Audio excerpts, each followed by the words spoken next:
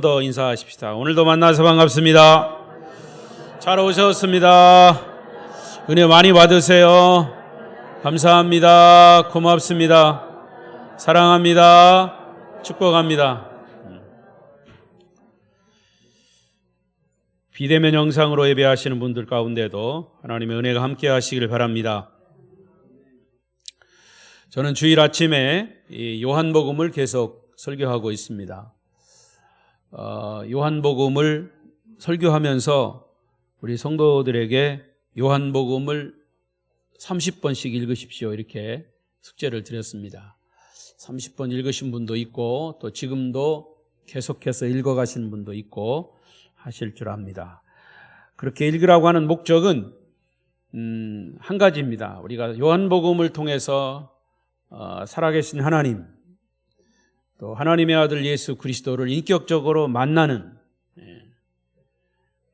그것을 기대하면서 그 목적을 가지고 제가 그런 숙제를 드린 겁니다. 그래서 요한복음은 바로 그런 눈으로 예수님은 인간이 아니고 하나님이시고 하나님의 아들로 이 땅에 오신 메시아다, 우리를 구원하실 구원자이시다 라고 하는 눈으로 요한복음을 계속 보시면 또 설교를 들으시면 좋겠습니다.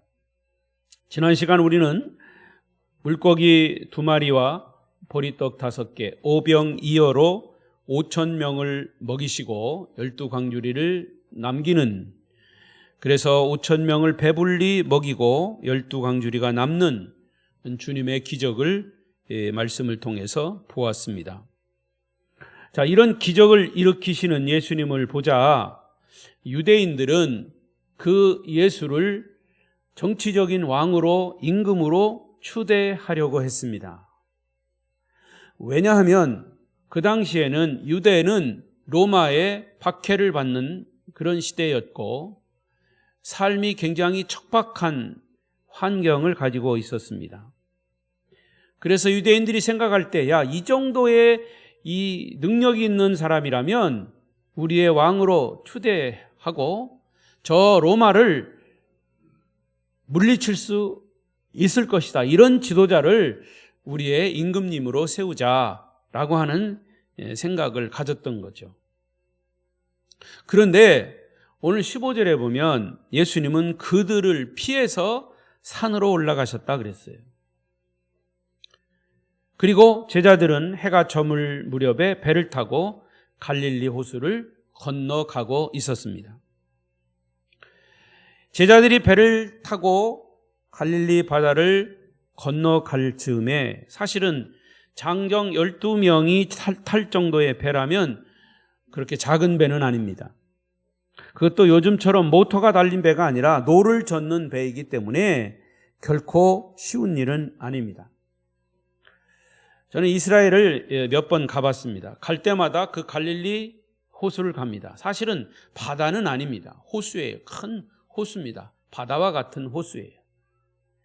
그 바다와 같은 호수에 이 풍랑이 자주 일어납니다.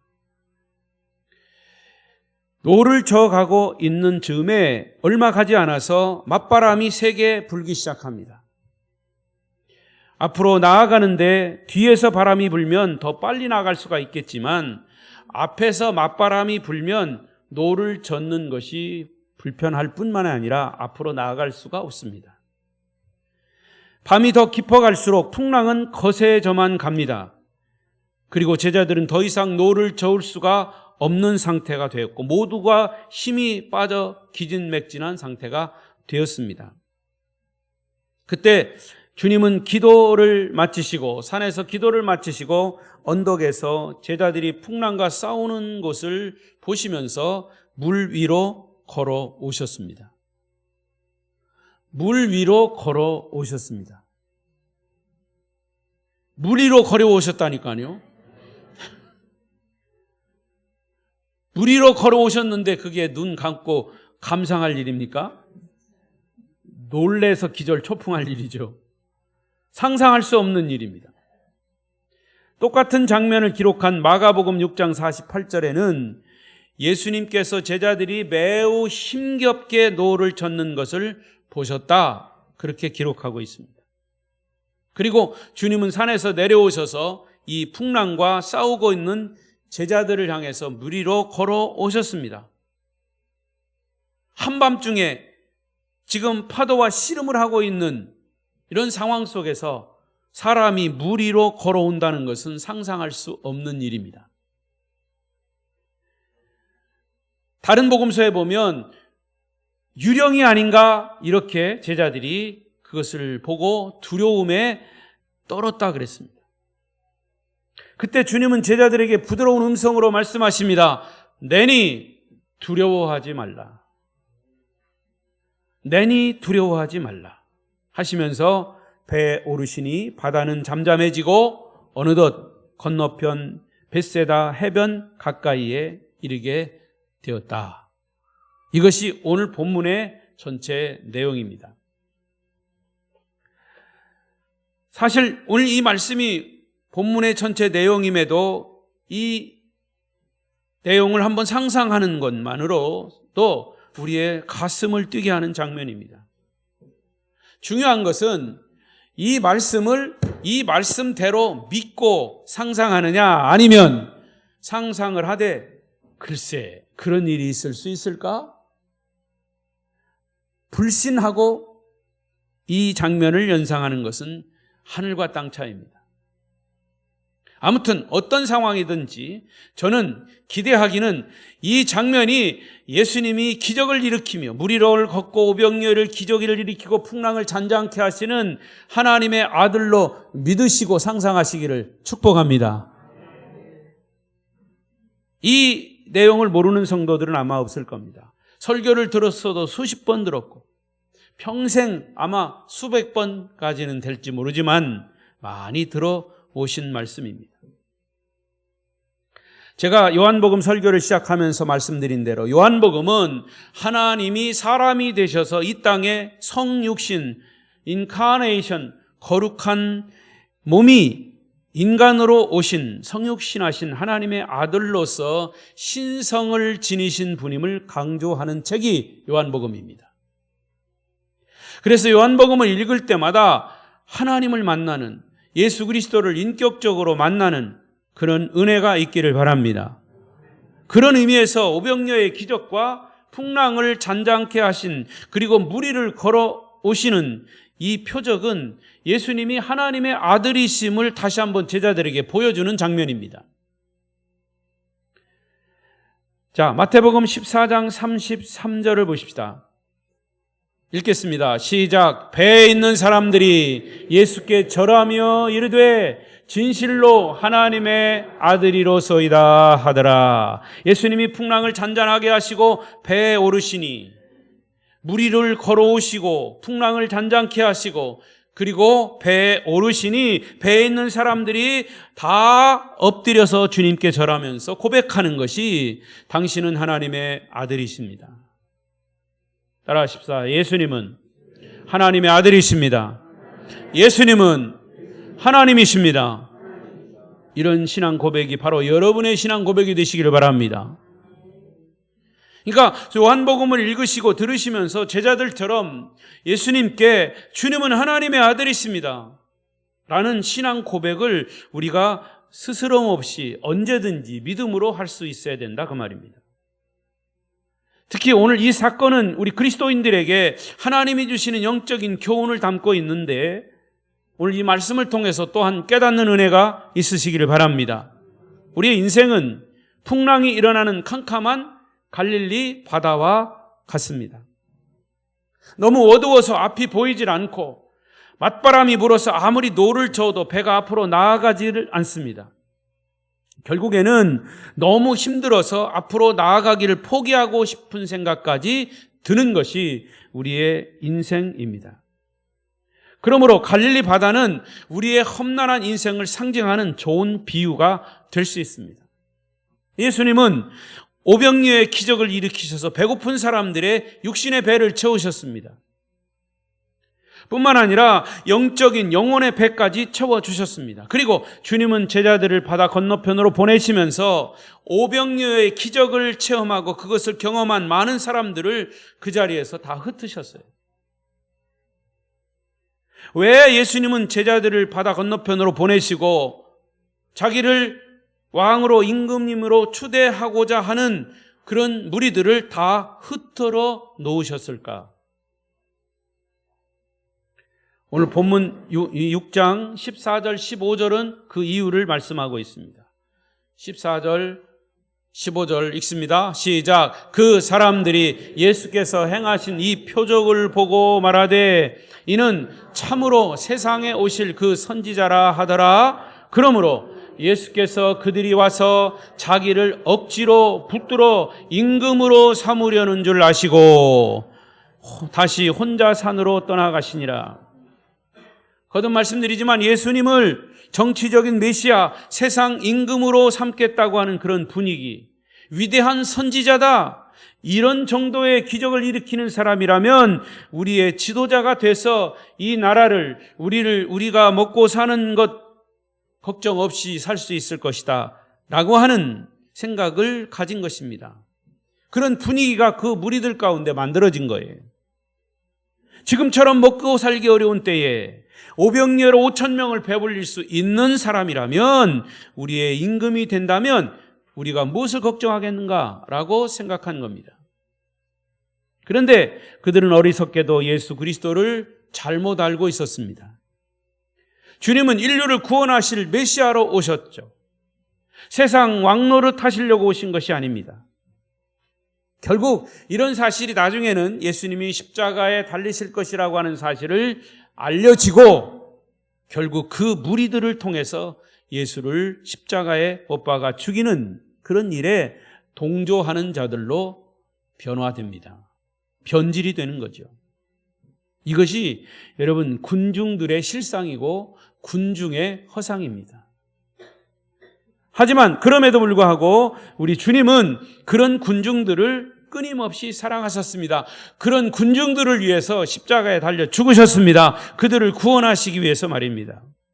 그래서 어떤 면에서 주님은 부자 편에 서기보다도 가난한 자 편에 함께 하셨고요, 언제나 세리와 창녀와 소외 계층의 사람들과 함께 하시고 그들을 사랑하셨습니다. 그래서 주님은 그 무리들을 흩으시고 조용히 산으로 기도하러 올라가신 겁니다. 역시 똑같은 내용의 마태복음 14장 23절을 보십시다.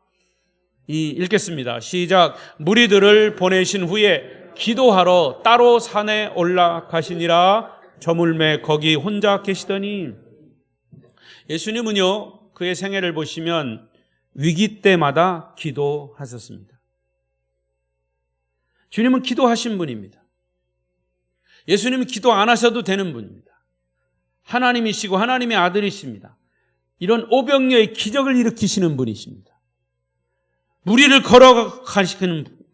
걸으실 수 있는 분이십니다. 풍랑을 잔잔케 하시는 분이십니다. 주님 기도 안 하셔도 돼요.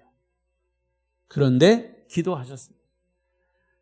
육신으로 오신 주님, 영이신 하나님 아버지께 끊임없이 기도하셨습니다. 그렇다면 저와 여러분은, 하나님을 믿는 사람들, 여러분 위기 때마다, 문제가 있을 때마다, 아니 평소에 기도하고 있습니까? 왜 사람들이 기도하지 않을까요? 첫째는 그 하나님을 믿지 않기 때문에, 그리고 두 번째는 내가 기도해도 내가 기도하는 것이 이루어지지 않는다고 생각하기 때문에 기도하지 않는 겁니다. 그러나 하나님은 살아계십니다. 여러분의 기도를 들으십니다. 저는 또 얘기합니다마는 해가 동쪽에서 떠서 서쪽으로 집니다. 그것은 해가 움직이는 게 아니라 뭐가 움직여요? 지구가 움직이기 때문에 그런 겁니다. 해는, 태양은 거기 그냥 있는 거예요. 그러나 때로는 태양이 떴어도 구름을 낍니다. 구름에 태양이 가려 있어요. 그렇다고 태양이 없어진 게 아닙니다.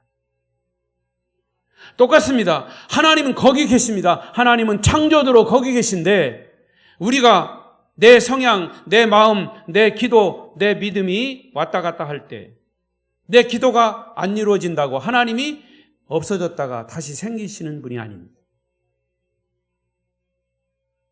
여러분의 믿음이 도는 거죠. 여러분의 믿음이 왔다 갔다 하는 거죠. 하나님은 거기 계십니다. 이렇게 주님은 위기 때마다 기도하셨습니다. 30년 동안 준비하시고 공생애를 시작하실 때도 광야에서 40일 동안 금식하며 기도하셨어요.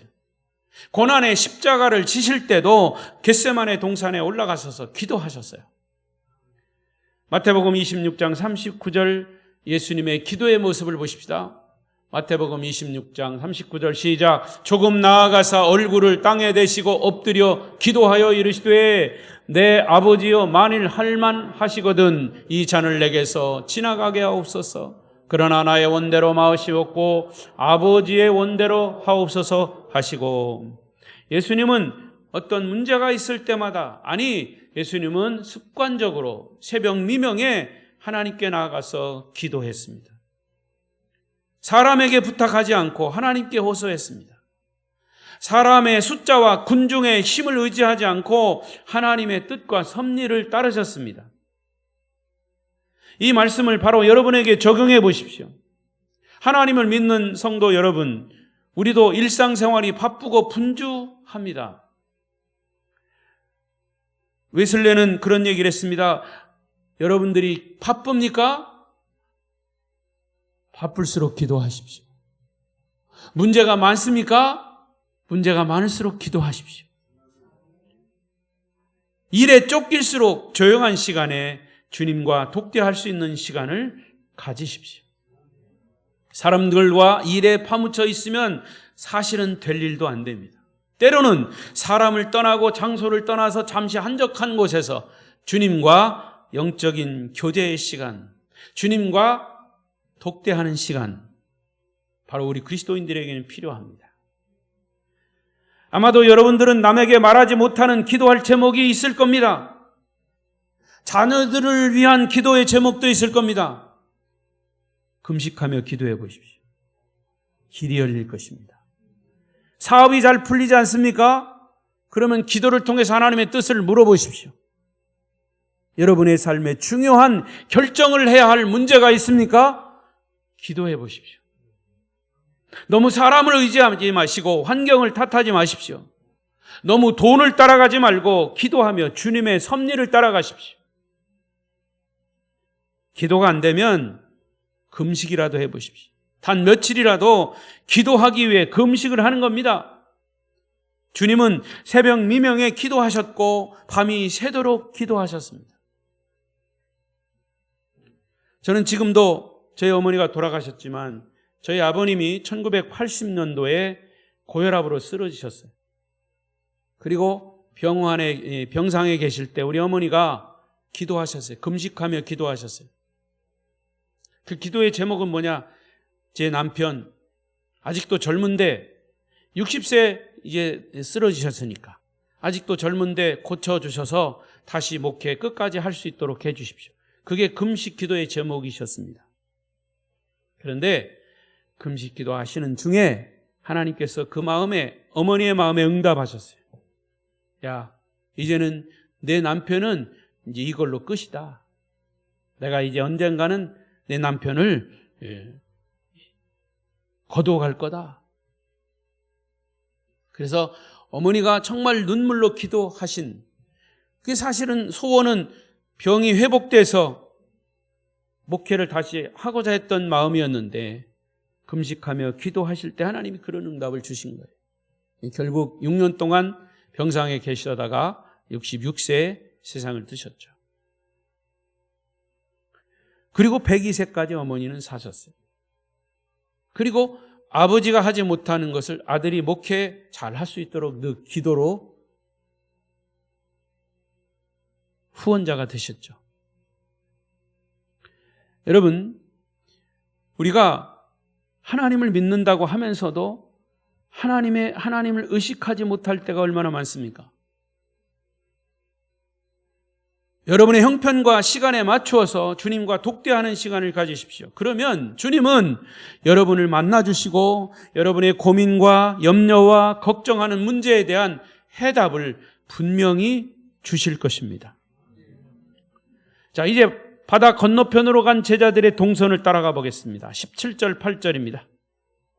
시작. 배를 타고 바다를 건너 가버나움으로 가는데 이미 어두웠고 예수는 아직 그들에게 오시지 아니하셨더니 큰 바람이 불어 파도가 일어나더라. 제자들은 배를 타고 건너편으로 가기 위해 육지에서 한참 떨어진 지점에 도달했을 때 갑자기 큰 풍랑, 바람이 일어났습니다.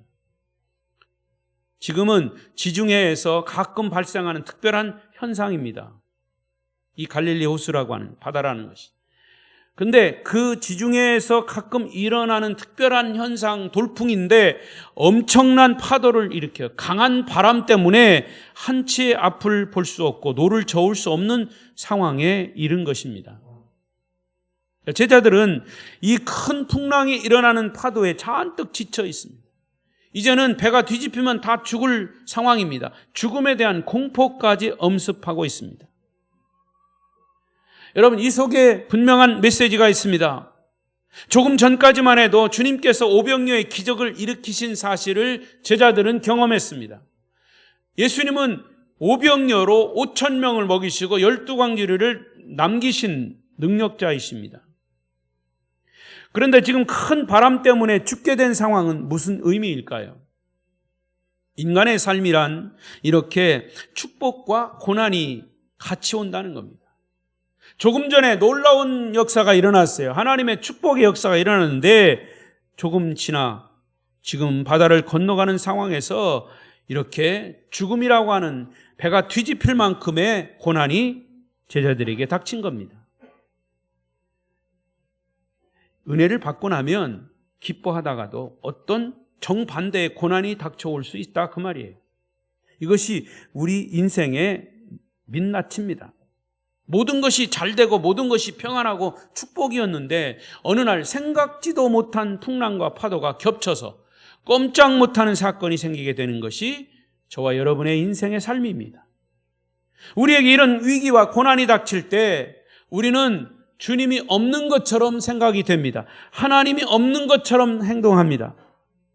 또 계신다 해도 주무시는 것처럼 느낄 때가 있습니다. 하지만 그런 위기의 상황에서 주님이 그들을 향해서 무리로 다가오십니다. 걸어오십니다. 19절입니다. 시작. 제자들이 노를 저 시별이쯤 가다가 예수께서 바다 위로 걸어 배 가까이 오심을 보고 두려워하거늘. 밤이 깊은 시각에 절망하고 지치고 죽음의 공포 속에 있고 구원의 가능성이 전혀 없는 캄캄한 밤에 주님이 바다 위를 걸어서 제자들이 탄 배에 가까이 다가오십니다. 자, 그런데 여기서 잘 보세요. 그들이 주님께서 무리를 걸어오신다라고 하는 것은 생각을 못했고, 그런 상황에서 바다 위로 사람이 걸어오니까 어떻게 했다고 그랬어요? 두려워했다 그랬어요. 두려워했다. 자, 그런데 여러분, 고린도전서 10장 13절을 보십시다. 이런 말씀이 있어요. 시작. 사람이 감당할 시험 밖에는 너희가 당한 것이 없나니 오직 하나님은 미쁘사 너희가 감당하지 못할 시험 당함을 허락하지 아니하시고 시험 당할 즈음에 또한 피할 길을 내사 너희로 능히 감당하게 하시느니라. 할렐루야. 하나님 믿는 사람들, 믿지 않는 사람들은 차지하더라도 하나님을 믿는 신자들에게는 어떤 시험이 온다 이거죠. 축복 다음에 고난이건 고난 다음에 축복이건 고난은 온다 이 말이에요. 시험이 온다 이 말이에요. 근데 우리가 감당할 수 없는 시험이 아니고 감당할 수 없는 시험이 아니고 시험 당할 즈음에 피할 길을 여시사 피할 길을 내사 능히 감당하게 하신다. 할렐루야. 여러분에게 어떤 고난이 온다 해도 걱정하지 마십시오. 우리는 반드시 고난과 시험을 이기게 되어 있습니다. 만약에 우리가 시험을 이길 수 있다면 하나님이 피할 길을 열어주십니다. 여러분, 어떤 문제가 있으면 뭐도 있다? 답도 있는 거예요. 항상 문제로 끝나는 게 아닙니다. 지난번 풍랑 때는 주무시고 계신 주님을 깨워서 풍랑을 잠잠케 하셨지만 지금 이 상황에서는 예수님이 그 배에 계시지도 않아요. 그러나 한밤중에 배가 뒤집히려는 순간에 놀랍게도 주님이 거기 나타나신 겁니다. 물 위로 걸어서 나타나신 겁니다. 물 위로 걸으신 것은 예수님이 하나님의 아들이신 것을 증명해 보이는 사실이고요. 이것은 제자들에게 부닥친 시험이 피할 길을 열려 만들어 주신 겁니다. 우리가 시험을 감당하지 못할 때는 피할 길을 열어주시는 주님을 만나게 될 것입니다. 우리는 인간이기 때문에 시간과 공간의 제약을 받습니다. 그러나 주님은 하나님이시기 때문에 시공을 초월하시는 분이에요. 주님은 우리를 사랑하시기에 방법과 시간과 공간을 다 초월하고 어떤 대가의 여부를 초월해서 언제든지 우리를 찾아오신다는 사실을 믿으시기 바랍니다. 그게 믿음입니다. 우리가 고난과 절망에 빠져 있을 때 하나님은 우리 제일 가까이에 계십니다. 건강한 자식에게는 부모가 멀리 있습니다. 또 건강한 부모에게는 자식이 멀리 있습니다. 그러나 병들어 죽어가는 자식에게는 부모가 가까이 있는 것과 마찬가지입니다. 그런데 그렇게 가까이 있음에도 불구하고 그 아들이 부모가 곁에 있는 것을 모르는 이유는 병이 너무 심각하기 때문입니다. 예수님은 실패 속에, 고난 속에 함께 계십니다. 우리가 절망하고 죽어가고 이제 끝이라고 생각할 때도 하나님은 바로 여러분 곁에 계심을 믿으시기 바랍니다. 지금 제자들이 풍랑 속에서 사경을 헤매고 있을 때 주님은 어디 계셨습니까? 오늘 본문을 깊이 묵상해 보시면 주님은 제자들에게서 관심을 놓지 않으셨습니다. 제자들이 큰 바람, 파도 때문에 두려워하고 있음을 보고 계셨습니다. 결정적인 순간에 제자들을 구원하시기 위해서 바다 위를 걸어오신 겁니다. 여러분, 지금도 주님은 여러분에게 관심을 갖고 계십니다. 내가 기도하면 하나님이 기도 응답 안 하시는 것 같으니까 하나님이 나하고 거리가 멀리 떨어져 있는 것처럼 느껴지죠.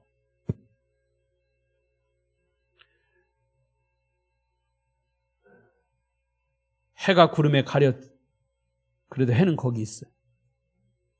깜깜한 먹구름이 가려서 비가 쏟아져도 해는 거기에 떠 있는 겁니다. 그러나 그 깜깜한 먹구름은 어느 순간 거치고 아주 찬란한 태양이 비치는 날이 오죠.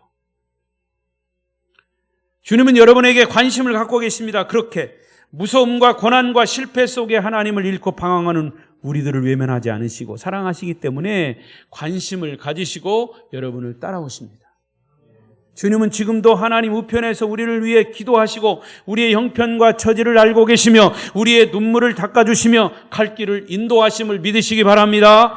우리는 예수님이 무리를 걸어오신 이 사건 속에 몇 가지 의미를 발견할 수 있습니다. 첫째는 주님은 바람과 파도를 정복하셨다. 자연을 정복하셨다. 창조주 하나님은 무에서 유를 창조하시고 그 자연을 정복하시는 하나님이십니다.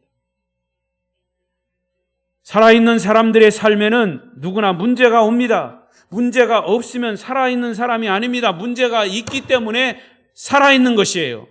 여러분, 죽은 시체 앞에 가보세요. 아무런 문제가 없어요. 아무리 깨워도 일어나지 않아요. 문제가 없습니다. 죽은 시체에게는. 우리는 살아있기 때문에 문제도 있고 해답도 있고 고난도 있고 시험도 있는 거예요. 살아있기 때문에 고민이 있고 고통이 있고 질병이 있고 아픔이 있고 부딪혀야 할 문제가 있는 겁니다. 그러나 중요한 것은 그 문제를 내 머리에 이고 있느냐 아니면 발로 밟고 있느냐의 차이입니다. 어떤 사람은 수고하고 무거운 짐을 머리에 이고 삽니다. 어떤 사람은 자기 문제가 많은 사람, 문제를 자랑하고 다니는 사람도 있어요. 또 어떤 사람은 교회에 와서 문제 보따리를 주님이 다 풀어놓으라고 해서 다 풀어놨어요. 그런데 또 교회 문 밖에 나갈 때 같이 싸가지고 가요. 여러분들은 문제를 피할 생각하지 말고 발로 밟으시기 바랍니다. 감당할 수 없는 모든 염려, 근심, 걱정을 내 머리에서부터 내 발 밑으로 끌어내리는 것입니다. 그게 믿음입니다. 그래서 주님 우리에게 말씀하셨잖아요. 마태복음 11장 29절이죠. 시작. 수고하고 무거운 짐진 자들아 다 내게로 오라. 내가 너희를 쉬게 하리라. 우리의 수고의 짐은 주님이 해결하십니다. 내려놓으시길 바랍니다. 두 번째, 주님이 함께 하시면 불가능한 삶도 가능한 삶으로 바꿔주십니다. 그리스도인의 삶도 불가능한 일들이 많아요. 예수 믿는다고 다 가능한 거 아니에요. 어떻게 원수를 사랑할 수 있습니까? 원수를 사랑하라 하셨는데 원수 사랑이 안 돼요. 불가능해요. 하지만 주님이 그렇게 하라고 하셨기 때문에 어떤 때는 정말 할 수 없어서 용서할 수 없는 사람을 용서하는 것은 어쩌면 무리를 걷는 것보다 더 놀라운 기적일 수 있어요. 자기의 명예와 재산을 희생하면서 아무 유익이 없는 일, 누가 칭찬해 주지 않는 일을 열심히 한다는 것은 사실은 불가능한 일이에요. 그렇지만 그것이 바로 그리스도인의 삶인 것입니다. 인간의 본능대로 살지 않고 놀라운 성령의 세계 속에서 아름다운 삶을 사는 것이 아름다운 교회 성도의 삶인 줄로 믿습니다. 저와 여러분은 불가능한 일도 주님이 함께 하시면 가능한 일로 바뀔 줄로 믿습니다. 또 하나 마지막 세 번째는 풍랑 중에 두려워하시는 제자들에게 하신 주님의 말씀이 뭐라고요? 19절 20절입니다. 시작. 제자들이 노를 저 시별이쯤 가다가 예수께서 바다 위로 걸어 배 가까이 오심을 보고 두려워하거늘 이르시되 내니 두려워하지 말라. 내니 두려워하지 말라. 제자들이 얼마나 놀랐겠습니까? 지칠 대로 지치고 배고프고 절망적인 죽음의 공포에 사로잡혀 있는 상황에서 어떤 사람이 무리를 걸어오고 있는 것을 발견했습니다. 제자들은 처음에는 예수님이신 것은 생각지도 못하고 다른 복음서에 보면 유령으로 알았습니다. 유령, 귀신으로 알았다고 말이에요. 아마 예수님은 안 보이시고 귀신은 보였던 모양이에요. 여러분 이게 정말 웃을 일이 아니에요. 이 하나님을 모르는 사람들은요 귀신을 무서워합니다. 그죠? 그냥 귀신은 무서워해서 이 무당들이 작두 타는 거 무섭잖아요. 저는 작두 타는 거 봤습니다. 이 시퍼런 그 우위를 맨발로 막 탑니다. 그게 귀신의 힘에 의해서 타는 거예요. 그러면서 그 사람이 한마디 하면 그게 신통한 어떤 예언으로 듣고 거기다 막 돈을 쳐바르고 이 무당을 합니다. 구슬해요. 이게 귀신 굿이요. 귀신 굿.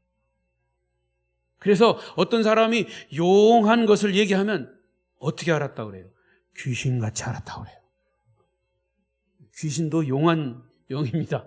사탄도요 용합니다. 어느 정도 용하냐? 아담과 하와를 유혹해가지고 선악과를 하나님이 못 먹게 했는데 그걸 따먹게 한 게 귀신이 사단입니다. 그런데 사람들은요, 하나님을 모르는 사람들은 그 귀신을 무서워합니다. 그것도 영이기 때문에. 그러나 여러분 성경적인 눈으로 보면 틀림없습니다. 두 가지입니다. 하나님의 영, 성령, 홀리 스피릿, 거룩한 하나님의 영은 우리의 모든 삶을 흥하게 하고 성경에 나오는 모든 사탄, 성경이 아닌 모든 귀신은 우리의 삶을 망하게 합니다. 그거는 분명합니다. 그러니까 여러분 귀신을 섬길래요? 하나님을 섬길래요? 망하려면 귀신을 섬기고 흥하려면 하나님을 섬기십시오. 할렐루야. 우리도 그런 경우가 있어요. 막상 예수님이 우리에게 오셨는데도 우리는 주님을 영접하지 못하고 막상 주님이 기적을 일으키실 때 그 기적을 믿음으로 받아들이지 못하는 경우가 많아요. 여기 제자들처럼. 주님이 정말 오시면 주님이라고 안 믿을지 몰라요. 우리가 얼마나 일상적이고 경험적이고 합리적이고 지식적이고 상식적인 틀 속에서 살고 있는지 몰라요. 우리는 때로 예수님이 하나님이신 것을 잊어버릴 때가 있고 우리와 똑같은 인간으로만 여길 때가 있습니다. 무리를 걸어오시는 주님을 보고 놀라고 있는 제자들에게 주님은 말씀하셨습니다. 얘들아, 나야. 나라니까 두려워하지 마라. 여기서 내니라고 하는 것은 놀라운 신학적인 용어입니다. 나다. I am that I am. 나는 나다. 출애굽기 3장 14절의 말씀이에요. 나는 스스로 있는 자다. 하나님은 스스로 있는 자예요. 어디서 뚝 떨어진 분이 아니에요. 스스로 창조 때부터 있는 분이에요. 나는 나다. 나중에도 말씀드리겠지만 이 내니라고 하는 말은 굉장히 중요한 의미를 가지고 있어요. 그래서 이 요한복음에 보면 다른 복음서에 없는 나는 포도나무다, 나는 생명이다, 나는 떡이다, 나는 곧 뭐다? I am that I am. 나는 스스로 있는 자다. 그러니까 여기서 내니라고 하는 말 속에는 얘들아, 조금 전에 몇 시간 전에 오병이어 기적을 일으킨 나야. 병자를 고친 나야. 너희들이 뭘 두려워하고 있니? 할렐루야. 오늘도 주님은 우리에게 말씀하십니다. 아무개야, 박집사야, 이집사야, 뭐가 두려워? 내가 있잖아. 너 나 믿고 있니? 두려워하지 마라. 말씀을 맺겠습니다. 그러니까 여러분, 인간이 자기의 힘으로 어떤 어려움을 감당할 수 없을 때가 있습니다. 그래서 모든 것이 끝났다고 포기하고 싶을 때도 있습니다.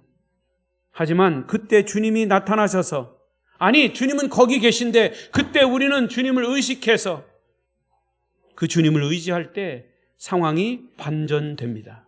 상황을 반전시켜 주십니다. 얼마나 큰 은혜입니까? 하나님은 마지막까지 믿음을 지키는 자에게 승리를 주실 것입니다. 따라서 우리는 절대로 믿음을 가진 자들은 포기하지 말아야 합니다. 끝까지 하나님을 신뢰하고 하나님의 말씀에 순종하며 가야 합니다. 죽는 순간까지 우리의 믿음을 지키면 주님은 그 자리에 나타나셔서 절망을 소망으로 바꾸어 주십니다. 아픔을 위로로 반전시켜 주십니다. 실패를 성공으로 변화시켜 주십니다. 하나님은 누구십니까? 홍해바다를 육지로 만드신 분이시고, 먹을 것이 없을 때 하늘에서 만나를 내리신 분이고, 비가 필요할 때 비를 내리시고, 불이 필요할 때 불을 내리시는, 내 믿음이 너를 구원하였느니라, 내 믿음대로 질병이 나았느니라, 우리를 지금도 변함없이 사랑하시는 분, 우리를 구원하시는 분이심을 믿으시기 바랍니다. 여러분, 무엇 때문에 두려워하십니까? 무엇 때문에 걱정하십니까? 무슨 일 때문에 고민하십니까? 주님은 여러분 개개인에게 지금 또 말씀하십니다. 사랑하는 아들아, 사랑하는 딸아, 내니 두려워하지 말라. 이 주님의 음성을 오늘 들으시고 여러분 큰 위로와 격려가 되시기를 바랍니다. 기도하십시다.